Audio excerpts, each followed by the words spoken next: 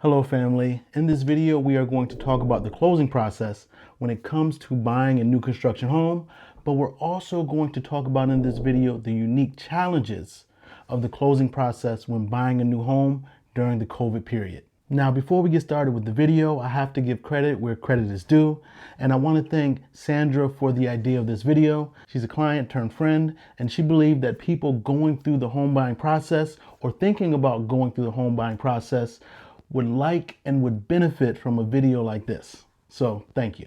So if any of you have any topic, real estate related or money related, please reach out to me and let me know. Because if you have a question, more than likely there's many more people that have the same exact question. So as we jump into the substance of this video, be sure to prepare yourself to watch until the very end, because I'm going to answer some questions that you already have, and I'm going to answer questions that you might not even have yet, but will be valuable to you as you move along in this process. Now, the first thing I want you to know is that the builder is not, it is not going to give you an exact closing date at the time you sign the contract to build your home. The builder is going to give you a 2-month window of when you should expect to close on your property. I know for some of you out there, this isn't going to sit comfortably, because if you're watching this, you're probably like me and like to know what is exactly happening and when it's going to happen so you can plan, prepare, analyze in an orderly fashion. But unfortunately, when it comes to building a home, and especially during these unsettling times, builders will give you a 2-month range on when you can expect to close on your new construction home. In normal times, builders have to account for unexpected delays and mishaps. But during these times, builders are expecting delays. At first, there was a lumber delay. Now we have window delays, we have siding delays. Just recently, I had cabinets pushed back for a client that was building a new construction home. Another challenge builders are facing is a lack of skilled workers. So builders are trying to juggle all these things while also trying to meet that 8-week window to close. Now, typically, once cabinets are installed, that's what triggers the buyer to get things in motion. Now, ideally, you would have been in touch with your lender occasionally throughout this process. The build time is typically anywhere from 6 to 10 months right now, unfortunately. And you should have been contacting the lender throughout that time, just touching base. But definitely contact your lender once you find out the cabinets are installed to make sure that everything is in order for your loan and that you have your rate locked in. We'll talk more about locking in your rate just a little later. Quick aside, if you're getting any value out of this video, please hit that like button, as it'll allow YouTube to know that you are enjoying this content and will show more like-minded people this video. I appreciate it. This little act is simply liking the video will help me tremendously in allowing my channel to grow. I am trying to reach 10,000 subscribers by the end of the year, so I appreciate all your help. I realized I didn't introduce myself to the new people watching this channel. I'm Sir Ashley, an investor and licensed real estate agent in North and South Carolina. So if you're buying a home or selling a home in the Carolinas, please reach out to my team and I. We'll be here to help. Now, back to the topic at hand. Once cabinets are installed, the builder is usually about 30 to 45 days from the home being completed. Now that's during the typical process. But in the past year and a half, things in life and also in construction has been anything but typical. So you want to stay on top of it to see if anything has changed. Because recently here in Charlotte, one of these major builders had their cabinet orders delayed, but the construction manager moved forward with other things in the building process, and we were still able to close within that 2-month window. But if we weren't on top of it, and if my clients were strictly following the ordinary protocol, they would have not been ready for closing, because we ended up closing about 15 days after the cabinets were installed. So to put it another way, at minimum, between 30 to 45 days of closing, you want to contact your lender. Even if it is the builder's preferred lender, you should reach out to them to start preparing your final closing documents. When it comes to getting a loan on your home, most builders will have a preferred lender, and that preferred lender will give you some kind of incentives for using them. Now, the incentives are typically some credits toward the closing cost, or they may pay the first year of HOA dues. But be sure to inquire about these incentives. I've seen preferred lenders offer incentives anywhere from $5,000 up to $20,000 in closing costs, just depending on the purchase price of the home.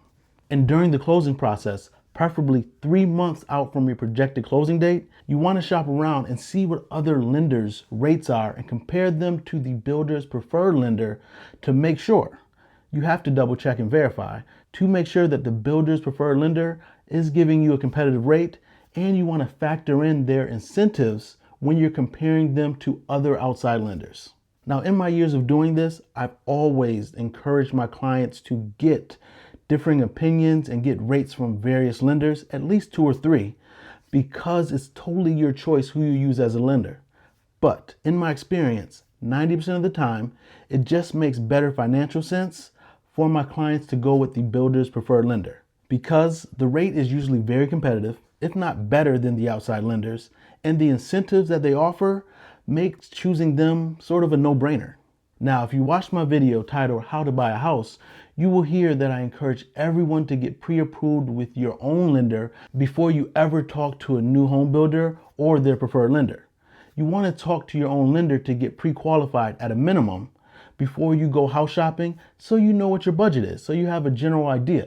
So I'll put a link to my step-by-step video on how to buy a home in the description, but there also should be a pop-up somewhere over here. I told you to reach out to lenders about 90 days from your projected closing date window, but when you reach out to these lenders, do not commit to one until the builder gives you a firm closing date. So I like comparing this part of the process to dating. You're dating both the builder's preferred lender and you're dating other lenders as well. You're getting to know them, learning more about them, what they like and how they do business, but you're not going to commit to anyone until you get a firm closing date from the builder or from the title company or attorney's office that the builder is using. Please note, I'm saying firm closing date, but know that the builder may change that firm closing date. Yes, it is frustrating. Now let's talk about locking your mortgage rate in.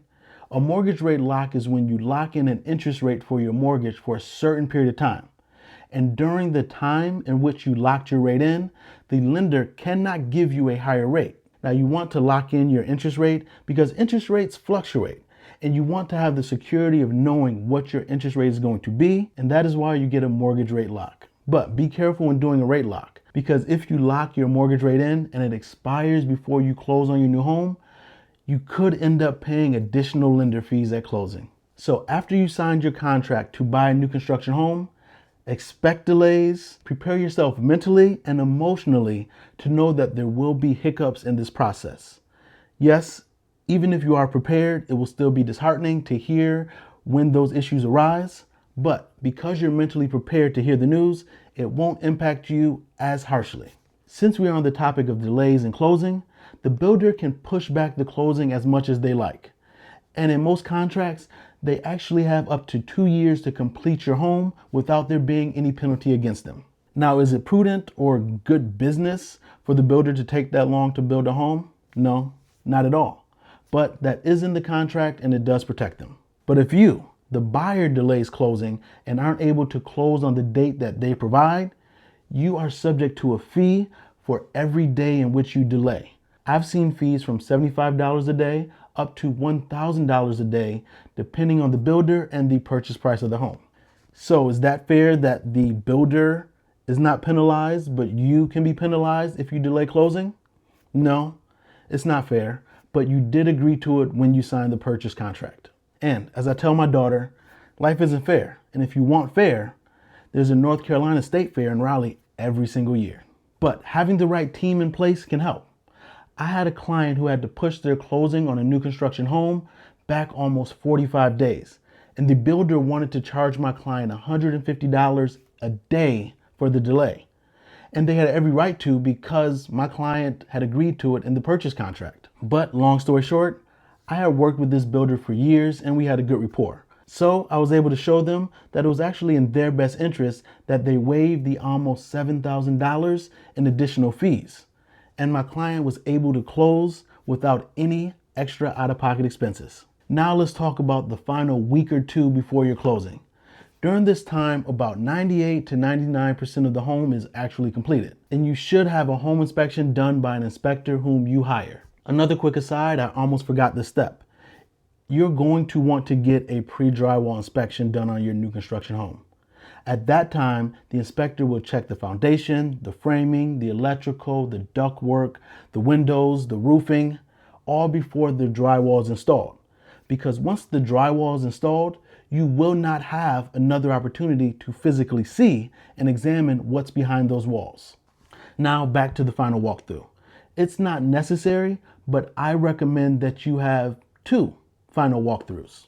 The first final home walkthrough is often called a new home orientation, and that new home orientation can take anywhere from 2 hours all the way up to 8 hours, depending on the size of the home, the condition that the home is in, and how many questions you, the buyer, has. During the new home orientation, you will be meeting with a builder representative. Usually it's the construction manager over your property, and they'll teach you how to operate things within your home and point out anything that still needs to be done. And you'll be going over the inspection report of the property that your private inspector provided. Now be sure that you get in writing what still needs to be done, and make sure that it's signed off by the builder's rep and yourself, and that you get a copy of this punch list document. That is your receipt, per se, to show that the builder will be fixing or addressing these matters before closing or shortly thereafter. Often the first final walkthrough, you, your agent, or the builder rep will be putting blue tape on the walls to mark any location where repairs or paint and touch-ups may be needed. Now normally, things on the punch list will be fully completed before you close on your new home. But if the repair involves something that is delayed and it can't be fixed before closing, it will be up to you to choose if you want to proceed with the closing. But in my opinion, if it's something minor, I recommend that you move forward with the closing, but keep that punch list of items that you and the builder rep signed so you have proof that it is agreed upon that they will fix those things. For the second final walkthrough, I recommend you do this the day before closing or early the day of closing, so you can get one final look at the property and see if the builder has fixed everything they said they would during the first final walkthrough. I had this conversation with a client recently, so I want you aware of it. If you're unable to close on the property for any reason after you signed the contract and gave them their deposits, the builder will most likely keep all of your deposits. Now, when it comes time to close, usually the title company, or if you're in North or South Carolina, the attorney's office will reach out to you and tell you where and when the closing will take place. Plan in advance to take off from work during this time, or make it clear to everyone. Make it clear to your real estate agent and the closing attorney or title company that you will not be present for closing, so the attorney can prepare a power of attorney for you or have the documents prepped so they can be sent to you. In North Carolina and South Carolina, if you use the builder's preferred attorney, once your lender's funds are in the trust account of the attorneys and the sales recorded with the county, you will get the keys to your new home before you leave the attorney's office. If you're in the market for a new construction home in North or South Carolina, feel free to contact me directly. My team and I would love to help. And if you know somebody who's building a home, please share this video with them. And don't forget to hit that like button, as it greatly helps this channel. I'm Sir Ashley. Talk soon.